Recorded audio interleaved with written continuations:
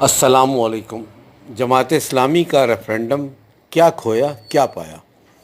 گزشتہ 15 روز سے پورے کراچی میں جماعت اسلامی کی جانب سے ریفرینڈم کا میلہ سجا ہوا ہے۔ شہر قائد کے ہر چوراہوں پر ہزاروں کے حساب سے کیمپ لگے ہوئے ہیں۔ قمقمی لائٹوں سے جہاں کیمپ سجے ہیں وہاں ترانوں کا بھی سلسلہ جاری ہے۔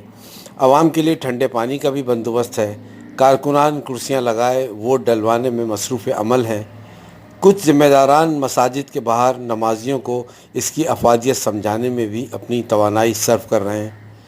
مگر میرا سوال یہ ہے کہ مان لیا کہ اس ریفرینڈم کے 100% نتائج ہاں میں حاصل کرنے میں جماعت اسلامی کامیاب بھی ہو جاتی ہے تو پھر جماعت اسلامی کا اگلا لاہ عمل کیا ہوگا؟ یا پھر صرف میلہ ٹھیلا لگایا اور کسی نئے ایشو کی طرف چل دیے؟ پاکستان کی 60 سالہ تاریخ میں ہونے والے الیکشن جو فوج کی نگرانی میں ہوتے رہے، آج تک کسی سیاستدان نے ان نتائج کو تسلیم نہیں کیا، تو پھر آپ کے ریفرینڈم کی کیا اوقات ہے؟ نہ ہی اس کی کوئی قانونی حیثیت ہے، نہ ہی آئینی۔ دوسرا سوال یہ پیدا ہوتا ہے کہ آپ کس کو بتانا چاہتے ہیں کہ کراچی کی آبادی 3 کروڑ ہے؟ اس شہر کراچی میں پبلک ٹرانسپورٹ نہیں ہے، گندگی، غلاظت اور ٹوٹی سڑکیں، ابلتے گٹروں، بے روزگار نوجوانوں کا یہ شہر ہے، یہ کون نہیں جانتا؟ سندھ کی موجودہ پیپلز پارٹی کی حکومت بھی یہی کہتی ہے کہ کراچی کی آبادی 3 کروڑ کے لگ بھگ ہے۔ ایم کیو ایم بھی آج کل یہی رونا رو رہی ہے۔ تو پھر آپ اپنی توجہ کس کی جانب مبذول کرانا چاہتے ہیں اور کس سے اپنا حق مانگ رہے ہیں؟ 30 سال ایم کیو ایم نے کراچی کی آبادی پر صرف بات کی ہے مگر حقائق سامنے نہیں آنے دیے۔ آج اسی فارمولے پر پیپلز پارٹی حکمرانی کر رہی ہے۔ دوسری طرف پی ڈی ایم کے 26 نکات میں کسی جماعت نے کراچی کے حقوق کی بات نہیں کی، تو یہ بات واضح ہے کہ بات اس کی سنی جائے گی جو طاقت کا سرچشمہ ہو۔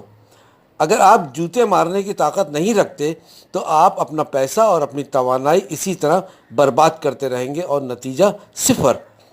اور یہ بات کون نہیں جانتا کہ اس شہر کراچی کے لوگ اس شہر میں ہونے والی محرومی کے سب سے بڑے قاتل ہیں، جو 30 سال الطاف سے گردن جھکا کر جوتے کھاتے رہے اور اب عمرانی حکومت کے جھوٹے وعدے چاٹنے میں مصروف ہیں۔ آپ کن لوگوں کے لیے کھڑے ہیں؟ یہ معمولی سی بات جماعت اسلامی کے بھیجے میں کیوں نہیں آتی؟ اس شہر کراچی کے لوگ آپ کی فری کلینک سے فیض حاصل کریں گے، آپ کے تعلیمی نظام سے فائدہ اٹھائیں گے۔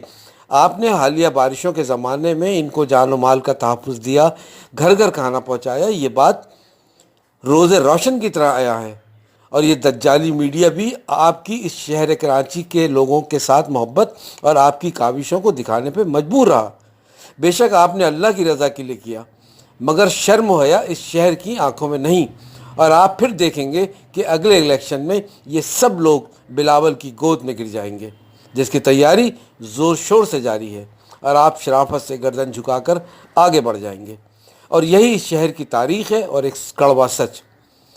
اس میں کوئی دوسری رائے نہیں کہ جماعت اسلامی پاکستان میں وہ واحد جماعت ہے کہ اس ملک کا کرپٹ سے کرپٹ لیڈر بھی کیا مجال کہ جماعت اسلامی اور اس کے قائدین پر سوالیہ نشان اٹھائے یا ان پر کرپشن کے الزام لگائے۔ دوسری جانب نیب میں چلنے والے مقدمات میں کون سی پارٹی ایسی نہیں جس کے کسی نہ کسی قائدین پر مقدمہ نہ چل رہا ہو؟ صرف ایک جماعت اسلامی ہے جس کا نیب میں کوئی کیس موجود نہیں۔ بہتر یہ ہے کہ آپ اپنی توانائی اور اپنے مال کو اپنے کارکنان اور ذمہ داران پر خرچ کریں جو سفید پوش ہیں اور آپ کی مدد کے اصل حقدار ہیں۔ ان کے بچوں کو اعلیٰ تعلیم دلوائیں، نوجوانوں کو برسر روزگار کریں۔ انہی بچوں کی جب ایک نسل نکل کر اعلیٰ عہدوں پر فائز ہوگی، وہی دراصل جماعت اسلامی کی اصل طاقت بنے گی اور اسلامی انقلاب کا ذریعہ بھی۔ والسلام، بابر فاروقی۔